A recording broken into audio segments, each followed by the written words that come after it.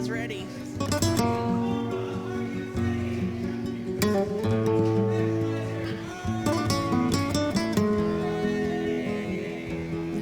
Kake mentioned that he had not really even touched the robot since the November finals, but he is hungry to win here. Robots fight.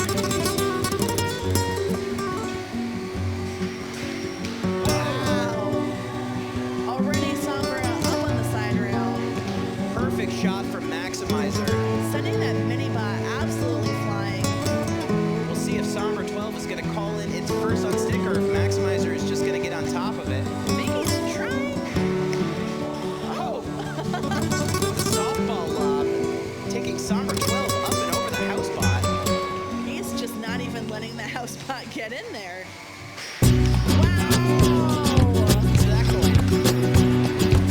Por el camino del desierto, el viento me despeina, suave aroma de colita, no nada del área. Ella de lo lejos, una luz en tela, la idea de mezclar. Te vi por en la noche, ella estaba a la entrada y la campana de sonar. Y me dijo ya mismo, esto puedo del cielo. Ella enciende una vela y nuestra del camino. Soy vos el corredor y yo te dije diciendo welcome to the Hotel California. Such a lovely place, such a lovely place. Welcome to the Hotel California. So Maximizer's been running a link since I first debuted it in March of 2023. The decision was simple. It was the cheapest, most reliable option for turning off a 12-pound robot. This method was definitely brought to my attention by Hot Leaf Juice, who has an amazing track record for reliability. I told myself I'd run Link until I lost because of Link, and guess what? That happened to Sombra 12 in December. But when I started looking for switch solutions, I was very disappointed with the current market. Even the most common use switches had pretty significant mechanical flaws that had not been addressed. I took to researching as many issues as I could with these switches, while also figuring out what made builders see past these issues and continue to run them. The two main issues that I identified was the housing shatters and the moving contact has some really thin walls that contributes to bending issues. This is like a huge oversight, the way that the switch has all the current running through this very small copper cross section. So these issues are pretty easily overcome. Folks have been 3D printing their own chassis for a while now, and with the water jet here at UC, I can just cut my own internals. But if I'm making my own outside and making my own insides, it's like, why am I gonna buy this? Especially at the $70 price point. It didn't seem smart. So what made builders continue to use this style of switch? And the answer is pretty simple. It's the silver-plated contacts and the fail-on construction. When you turn your bot on, current from capacitors can actually corrode contacts. To get around this, high-end switches have silver-plated contacts that actually resist corrosion. All I had to do was find some silver-plated contacts and I could make my very own switch. I traveled to the far reaches of Chinese websites to find these silver-plated contacts. It was not fun. It was like a month worth of emails, back and forth with different suppliers. Wait, what did she just call me? That's the name of the switch now. We're calling it Kake. Yeah, it's the Kake switch. With my silver contacts secured, I was ready to start prototyping. The moving tab now has a thick bulge that prevents bending. The nylon spacer that fits into the moving contact prevents the screw from conducting any current. That means if you've got a short to your frame, it's not going to arc out on your wrench while you're trying to turn on your switch. Kake also maintains the same fail-on construction that builders have come to trust over the years with a thick 3/8 spring. With a copper redesigned, I sent these over to 1819 to get cut. Now, one of the biggest changes is the switch from the Durlin frame to the TPU frame. The TPU is significantly better equipped for the shock loads that are experienced during combat. And because I designed this switch for me to use, it's got a 6-degree angle on it so that I can package it really nicely next to my towed-in drive pods. This shouldn't hurt anybody else, but like if you're running towed-in wheels like I do, it'll package really nice for like no reason.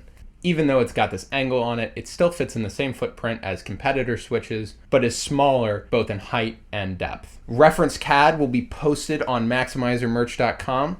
So with the Rev A parts designed, I can start building up prototypes. So unfortunately, the TPU was just too soft to keep down the hard clamping force of the fail-on spring.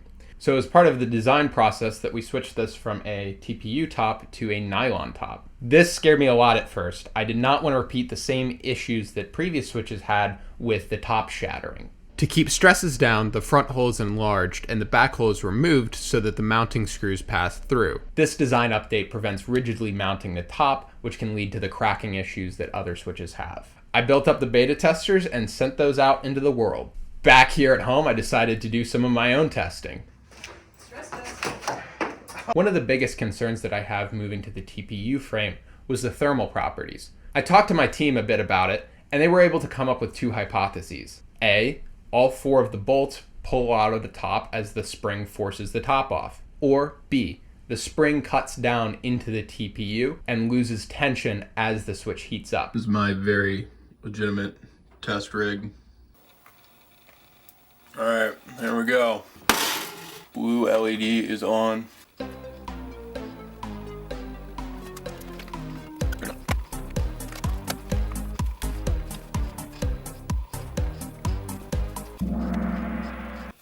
Oh, that was that. Oh. Calling that a success. I think the battery might have died though. I think it might still be working. The continuity is still good.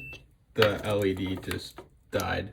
So I'm gonna run longer wires to it and then attach it out here and see if it can go another 3 minutes. It is the continuity tester telling me that the switch is still on. It cooled down a little bit. I think I had it out of there for about 4 minutes, but it's already passed its test.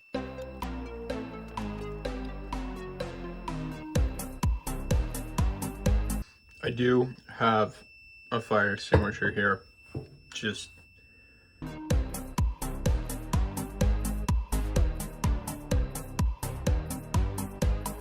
completely liquefied. As soon as the top turned into liquid, it was no longer on. But up until that point, it was good. That's crazy. So I'm completely thrilled with how the switch did in that test. Now, this experiment isn't amazing. It only replicates the environment getting hot and not the internals of the switch. To address the concerns of hypothesis 2, where the spring cuts into the TPU, other Jakes suggested a small washer in the bottom. This distributes the load and keeps the spring from cutting into the soft TPU. I also heard that boiled nylon was tougher, so I decided to give that a shot.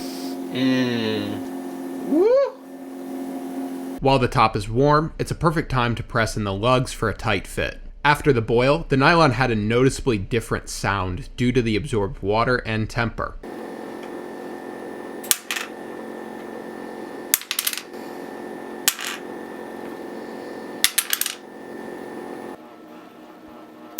I'm super impressed with how the nylon did during this destructive test, and I'll be shipping all of the switches with boiled nylon tops. With the significant material and mechanical changes these switches have, I'm confident that they won't have the same cracking issues. Now let's check back in on our beta testers. One made it into William Marchese's Killer Whale, a 4-wheel drive horizontal. All right, Killer Whale, the horizontal coming out of the pink corner. Thank you. knockout. So my heart sank when I saw Killer Whale stop like that. But after getting the chance to talk to William, the switch worked fine. It was just other things in the robot that failed, so that's good news-ish. William reported that his only problems with the switch were small burrs on the lugs due to the manufacturing process. So for the production run, I'm adding a small indent in the lug. That will allow the tab to sit flush and not get in the way during the install. I'm super stoked to be able to bring this switch to the world. They're available on maximizermerch.com. They're available for purchase before Motorama. That's right, maximizermerch.com. You heard it here. Now let's get on top of that production run. Cool.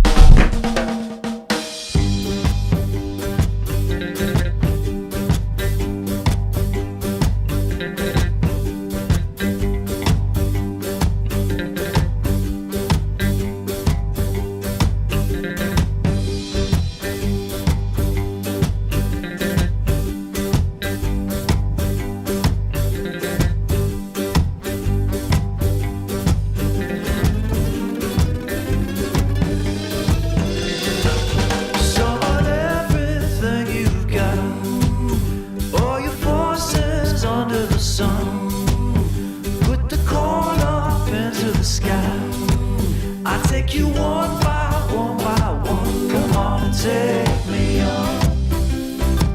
Come on and take me on. Come on and take me on. Come on and take me on. Your words are like throwing stones, skipping across my skin. Take one look at what has gone before. There's no way you will ever win. Come on and take me on. Come on and take me on.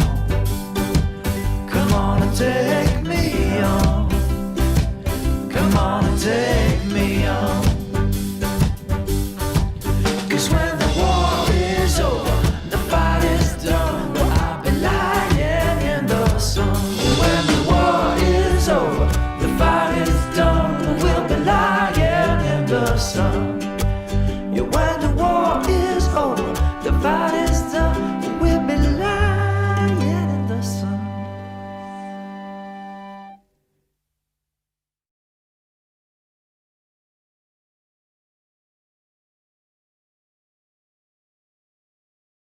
Yes!